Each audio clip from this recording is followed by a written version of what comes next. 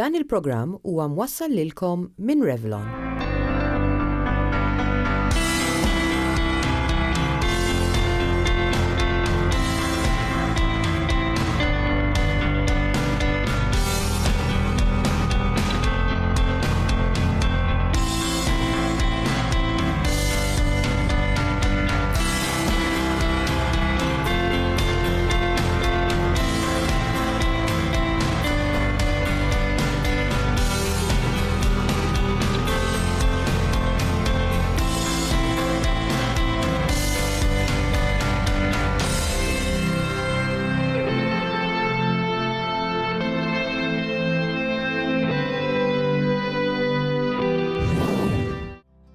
It-tfal jikbru verament malajr, filli għadhom l-iskola primarja u filli se jsiru xebbiet u ġuventur.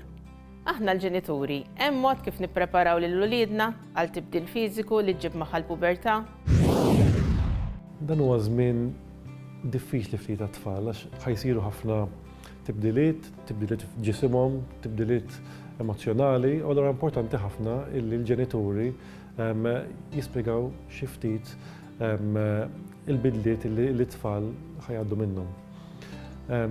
Dan ħajsiru koll l-iskola, it-tfal ħajintaqgħu ma' tfal oħrajn li ħajkunu forsi bdew il-pubertà qabilhom jew warahom, allura importanti ħafna li l-ġenituri jispjegawlhom x'qed jiġri ħafna drabi qabel dawn l-affarijiet iseħħu.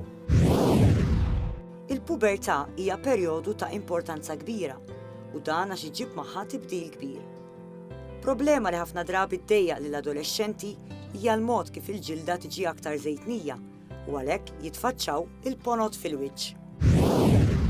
Il-ġilda tagħna fi ħafna glandoli li ħafna drabi dawn il-glandoli ma jkunux qegħdin jaħdmu sakemm ma jkunx hemm stimulus minn ċerti ormoni. Ħafna drabi dan huwa il-hormon testosteron.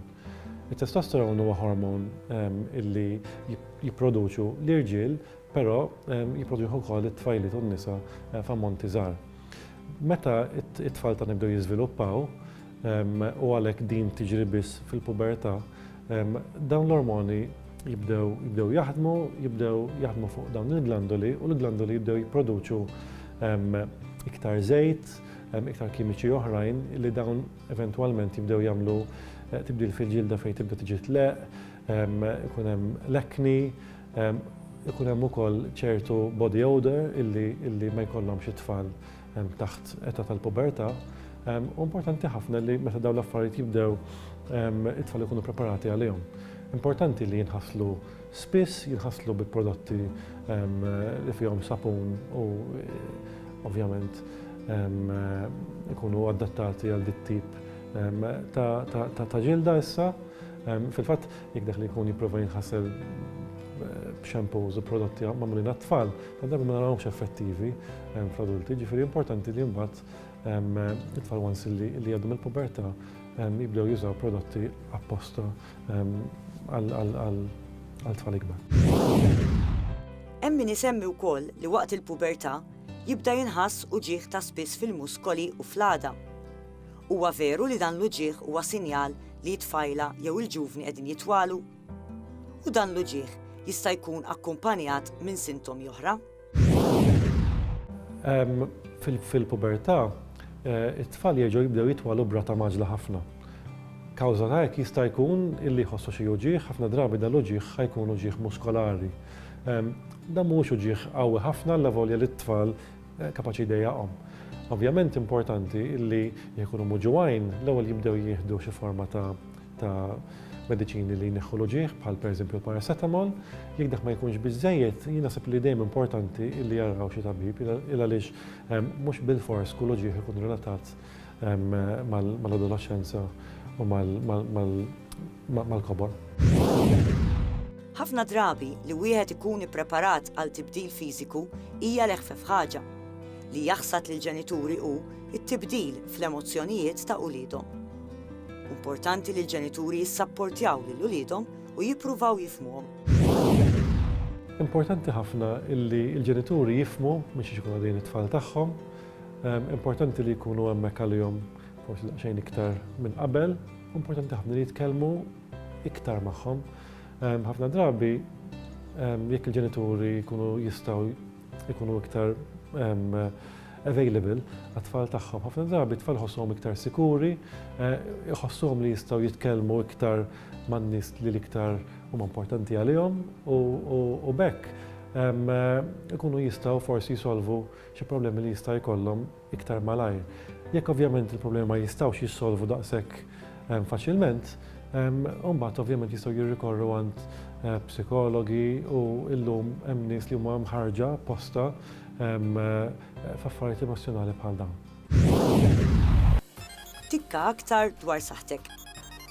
L-użu ta' apparat elettroniku qabel l-irqad se jtellef ħafna mill-mistrieħ ta' tfal tagħna.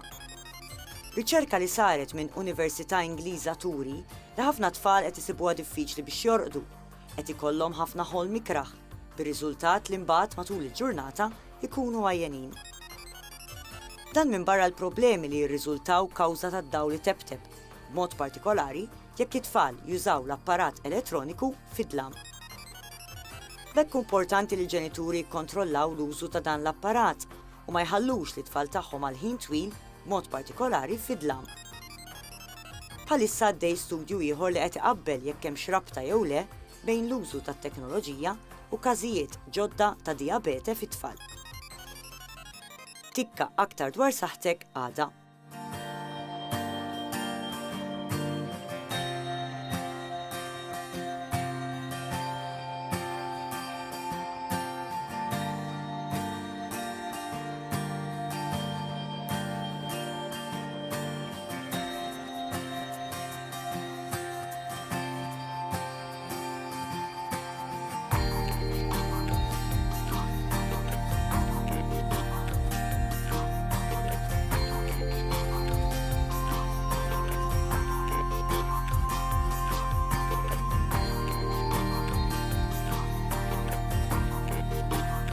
Dan il-programm ġie mwassal lilkom minn Revlon.